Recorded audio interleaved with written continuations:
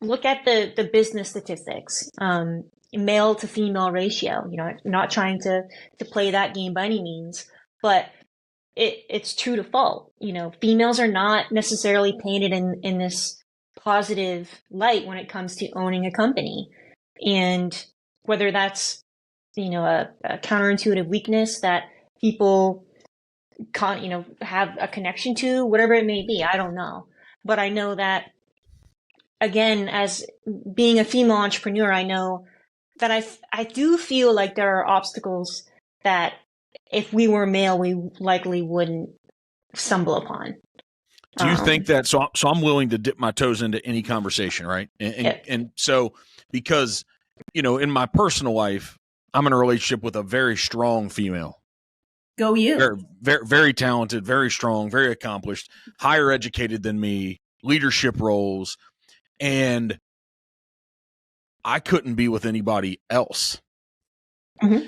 And so, me personally, as a 44-year-old leader, 10 years ahead of you two, I honestly don't, how I feel inside, I personally don't look at a difference between men and women and capabilities and what's possible.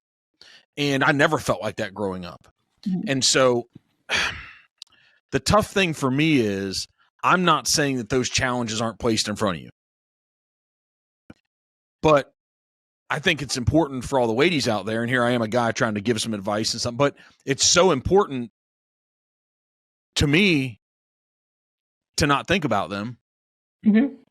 to not look at them, because my attitude is, if you lay an obstacle in front of me, I'm going up it, through it, around it, over it, and there's going to be a lot of people that came before me that aren't going to want me to come and take their thing. Like, if you grew up in a wealthy family, what you'll see a lot of times, and I'll bring this full circle, and I want you all to take it and give back and share and talk about this. But if you don't grow up in a wealthy families, what they do is they do a good job, generation to generation, teaching wealth. When you come from a family, I'm assuming where you guys came from, where I came from, my mom loved me. We were raised with these morals of how you treat other people and how you respect other humans. Not that we're perfect, but just there's fundamental ways and responsibilities on how we're supposed to do this life thing. But they didn't have the financial intelligence for all the great things they did. They didn't have that to transfer to me. And so I found the same thing in business. There aren't people in front of me, whether it's a male or a female or anyone, they're not going to line up to tell me exactly how to do it. Hey, let me tell you exactly how to come get this from me. Right. And so I hope, and without living your journey on being female entrepreneurs, I hope that regardless of what people lay in front of you and other people that are listening to this, that you just don't give it any thought. It's a mindset. It really is. Yes. Because going into it, it was, you observe. You observe through experiences, you observe through the roles that you take on as an entrepreneur and as a founder, which are varying, constantly evolving. And it was just an observation I made, both through just listening to content and reading content. I'm an avid reader. And I sense this disparity. It's not something I support necessarily. It's just certainly facts. Just what you see. It's what you see, right? It's the face value. And I really, really. So knock it down. If you see it and you all have seen, the hope is that if you said, because if you say, I said, hey, what's the best way to do it? Like to do and to show. See, I'm that way. If it comes to people's, not that we'll go there, but if it comes to people's like religion and politics and all that, I'm like, hey, quit trying to convince other people to come to your side. If you think it's so special and great, then live it. Right. Then live it. Right. It's the trying, even though you may fail. That's exactly the point too, Mark, is it's about just, I love how you said just, it doesn't exist, right? Yep.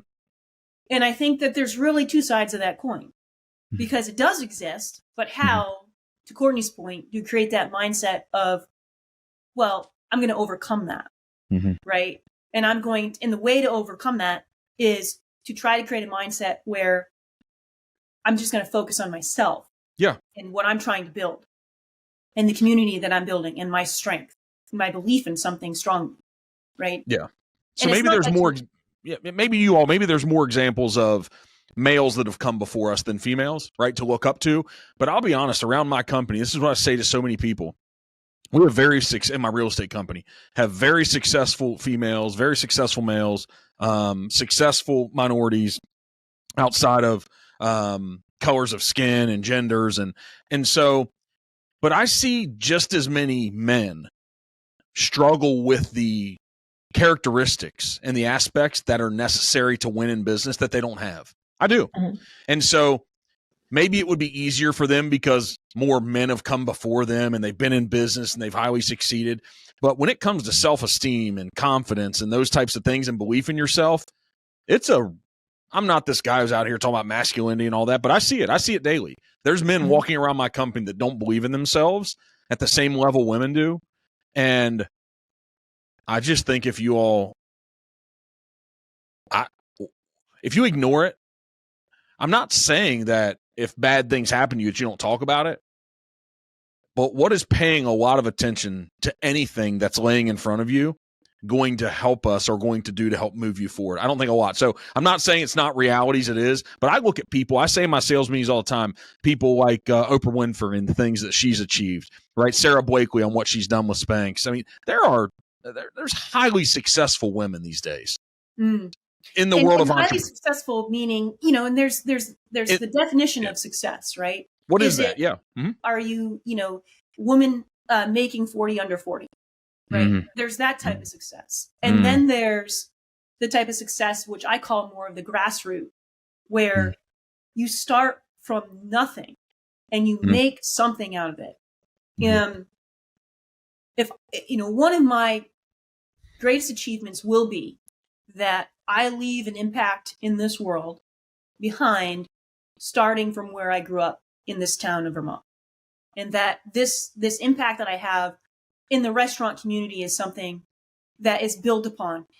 We have competitors talk to us, knock on our door every day, and I'm not scared of it. Bring it. There you go. Please knock on my door. In fact, I welcome a conversation because at the end of the day, I want this product to scale. What a pat on the back. Right? Mm-hmm. And I think that's also something that as entrepreneurs, I want people to think about critically is don't be afraid to have discussions with people who are your competition. And if you are a competitor, better than you. Yeah.